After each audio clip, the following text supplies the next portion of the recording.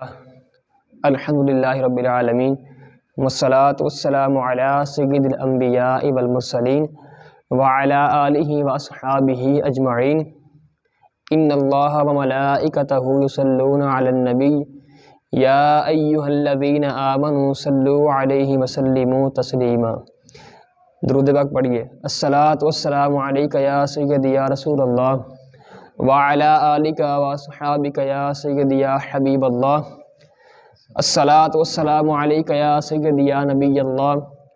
وعلی آلک واصحابک یا سیدی یا رحمۃ للعالمین۔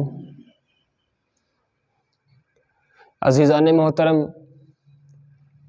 اللہ کے فضل و کرم سے اور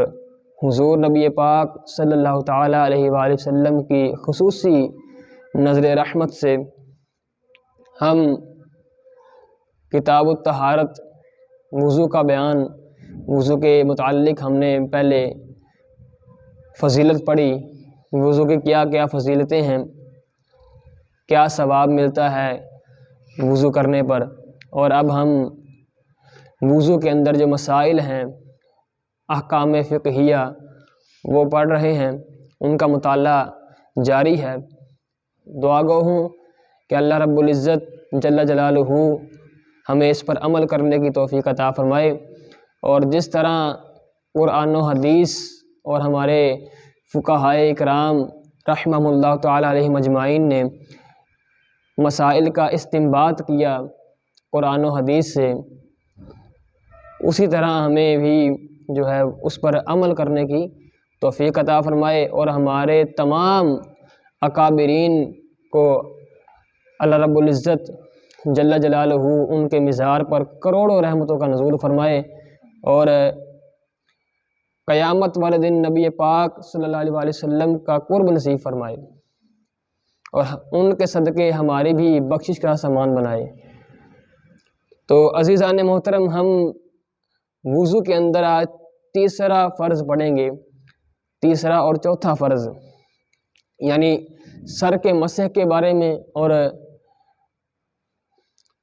پاؤں کو گٹوں سمیت دھونا، ان کے اندر جو شرعی احکام ہیں ان کے بارے میں پڑھیں گے ہم۔ چوتھائی سر کا مسح جو ہے وہ فرض ہے، چوتھائی سر کا مسح فرض ہے۔ سر کے چوتھے حصے تک اگر کسی بندے نے ہاتھ گیلا کر کے، ہاتھ تر کر کے پھیر لیا تو مسح ہو گیا۔ مسح کرنے کے لیے ہاتھ کا تر ہونا ضروری ہے، خواہ ہاتھ میں تری اعضاء کے دھونے کے بعد رہ گئی ہو یا نئے پانی سے ہاتھ تر کر لیا ہو۔ یعنی کہ اگر نمازی جو ہے وضو کر رہا ہے بندہ، اگر اس نے بازو دھو لیے ہیں اور وہی ہاتھ اس نے بازو دھونے کے بعد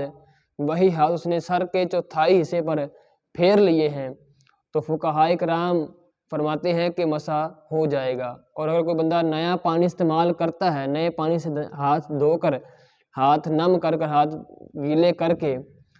پھر ہاتھ پھیرتا ہے، تب بھی مسح ہو جائے گا۔ کسی عضو کے مسح کے بعد جو ہاتھ میں تری باقی رہ جائے گی وہ دوسرے عضو کے مسح کے لیے کافی نہ ہوگی۔ یہ بہت ہی اہم مسئلہ ہے کہ اگر کسی بندے نے کسی چیز پر، اپنے کسی عضو پر پہلے مسح کیا، یعنی مثال کے طور پر اگر اس کی بازو پر کوئی زخم ہو گیا اور اس پر پٹی نہ جو ہے وہ بندھی ہوئی ہے، تو اس نے اس پٹی کے اوپر مسح کیا، مسح کرنے سے پہلے اس نے ہاتھ کو گیلا کیا اور اس کے بعد اس پٹی پر مسح کیا۔ اب اس نے وہی ہاتھ سر کے مسح کے لیے استعمال کیا، تو فقہا فرماتے ہیں کہ اب مسح نہیں ہوگا، کیونکہ اس نے پہلے مسح کر لیا ہے، تو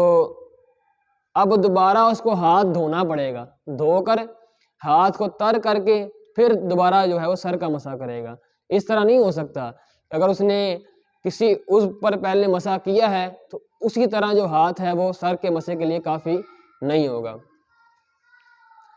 امام ٹوپی دوپٹے پر مسح کافی نہیں ہے۔ ہاں اگر ٹوپی دوپٹہ اتنا باریک ہو کہ تری پھوٹ کر چوتھائی سر کو تر کر دے تو مسح ہو جائے گا۔ یعنی کسی بندے نے امامہ شریف پہنا ہوا ہے یا ٹوپی پہنی ہوئی ہے، یا کسی اسلامی بہن نے، کسی عورت نے دوپٹہ لیا ہوا ہے، تو وہ اسی دوپٹے یا ٹوپی یا امامہ شریف کے اوپر مسح کرتا ہے تو فقہا فرماتے ہیں کہ وہ مسح نہیں ہوگا۔ پھر فرمایا کہ اگر وہ ٹوپی یا دوپٹہ اتنا باریک ہے کہ اگر اس پر مسح کیا جائے تو تری پانی جو ہے وہ پھوٹ کر چوتھائی سر کے بالوں کو ہے وہ نم کر دے، تر کر دے، تو پھر مسح ہو جائے گا۔ سر سے جو بال لٹک رہے ہوں ان پر مسح کرنے سے مسح نہیں ہوگا۔ اگر کسی کے بال بڑے بڑے ہیں، اس نے زلفیں رکھی ہوئی ہیں یا بال آگے کو بڑے ہوئے ہیں، اگر اس بندے نے ان بالوں پر اس طرح ہاتھ پھیر لیا یا زلفوں پر اس طرح ہاتھ پھیر لیا تو اس طرح وضو مسح نہیں ہوگا، کیونکہ مسح کرنے کے لیے چوتھائی سر کا فرض ہے، لٹکے ہوئے بالوں کا مسح فرض نہیں ہے، چوتھائی سر کا مسح کرنا یہ فرض ہے۔ چھلے اور پاؤں کے گہنوں کا وہی حکم ہے جو پہلے بیان ہو چکا ہے۔ یعنی اگر کسی بندے نے پاؤں کے اندر کوئی انگوٹھی پہنی یا کوئی کنگن پہنا یا کسی عورت نے، تو وہی حکم پچھلا ہے اس کے لیے کہ اگر جس طرح ہاتھ کے اندر زیورات پہننے کا حکم بیان کیا گیا، پہلے میں نے عرض کر چکا ہوں اس چیز کو، کہ اگر وہ کنگن یا چوڑیاں یا انگوٹھی اتنی تنگ ہو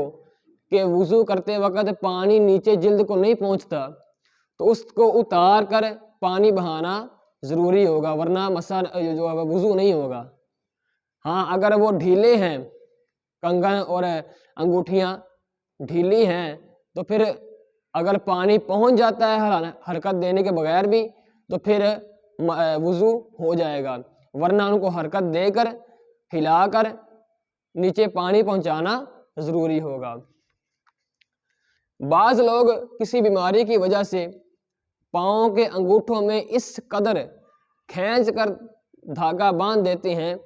کہ پانی کا بہنا درکنار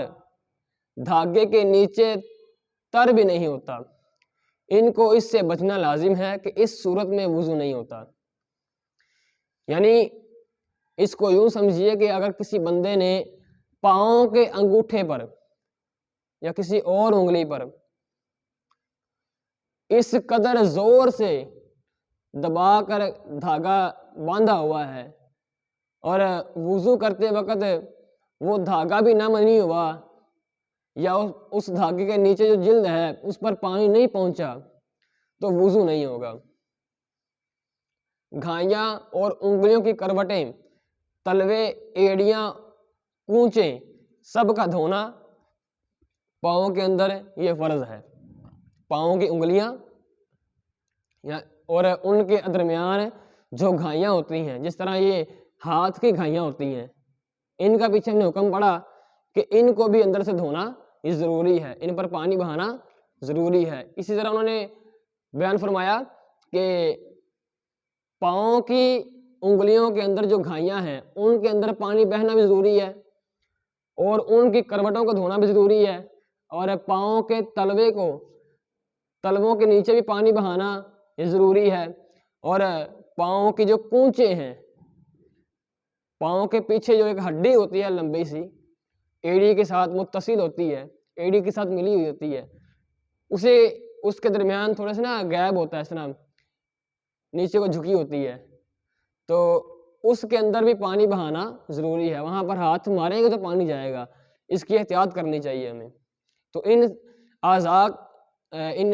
پاؤں کے اندر ان چیزوں کا خیال رکھنا ضروری ہے، اگر پانی نہ پہنچا تو وضو نہیں ہوگا۔ جن اعضاء کا دھونا فرض ہے ان پر پانی بہہ جانا شرط ہے۔ یہ ضروری نہیں ہے کہ قصداً پانی بہایا جائے یا بلا قصد و اختیار بھی ان پر پانی بہہ جائے، جیسے کہ کوئی بندہ، جیسے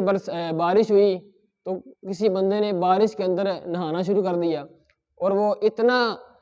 گیلا ہو گیا اس کا جسم کہ ہر اعضاء سے، وضو کے ہر عضو سے ایک دو بوندیں جو ہیں وہ بہہ گئی ہیں، پانی اتنا بہہ گیا ہے، تو پھر اس کا وضو ہو گیا ہے۔ یعنی وضو کرنے کے لیے مثال کے طور پر میں آپ کو مثال سمجھانا چاہتا ہوں کہ اگر کوئی بندہ تالاب کے کنارے چل رہا تھا، اس کا پاؤں پھسلا اور وہ تالاب کے اندر گر گیا، صاف تالاب ہے، اس کے اندر وہ گر گیا، اس کا سارا جسم جو ہے وہ گیلا ہو گیا اور پانی جو ہے بہہ گیا اس کے اوپر سے، تو پھر اس کا جو ہے وضو ہو گیا۔ تو علماء فرماتے ہیں کہ یہ ضروری نہیں ہے کہ بندہ ارادہ کرے تو پھر وضو ہوتا ہے، بغیر ارادے کے بھی وضو ہو جاتا ہوتا ہے۔ بعض اوقات صورتیں ایسی ہوتی ہیں، بعض اوقات بندہ بارش کے اندر نہائے تو اعضاء مکمل بھیگ جاتے ہیں تو پھر وضو ہو جاتا ہے، اس سے جو ہے وہ دوبارہ وضو کرنے کی حاجت نہیں رہتی۔ کسی جگہ چھالا تھا اور وہ سوکھ گیا مگر اس کی کھال جدا نہ ہوئی ہو تو کھال جدا کر کے پانی بہانا ضروری نہیں ہے، بلکہ اسی چھالے کی کھال پر پانی بہا لینا کافی ہے۔ پھر اس کو جدا کر دیا تو اب بھی اس پر پانی بہانا ضروری نہیں ہے۔ یعنی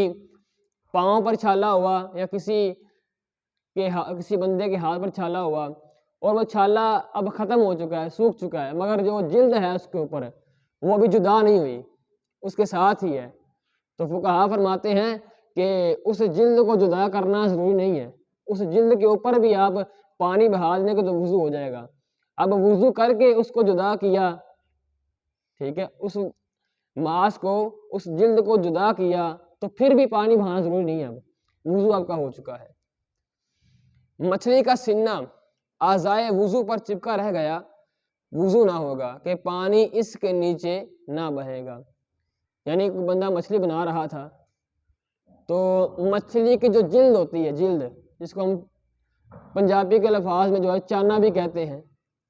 تو اردو کے اندر اس کو سنہ کہتے ہیں، مچھلی کی جلد کو۔ تو اگر وہ اعضائے وضو میں سے کسی عضو پر اس کا جو سنہ ہے وہ لگا رہ گیا، اس نے احتیاط نہ کی اور پانی نیچے نہیں بہے گا، وہ اس طرح ہوتا ہے کہ پلاسٹک کا بنا ہوتا ہے جس طرح، تو وہ چپکا رہ گیا اور پانی نیچے نہ پہنچا تو فقہا فرماتے ہیں کہ وضو نہیں ہوگا۔ تو یہ آج ہم نے جو ہے وہ وضو کے 4 فرائض، ان کے اندر جو مسائل ہیں ہم نے وہ پڑھے۔ اللہ رب العزت کی بارگاہ میں دعا ہے کہ اللہ پاک ہمیں عمل کرنے کی توفیق عطا فرمائے۔ وما علینا الا البلاغ المبین۔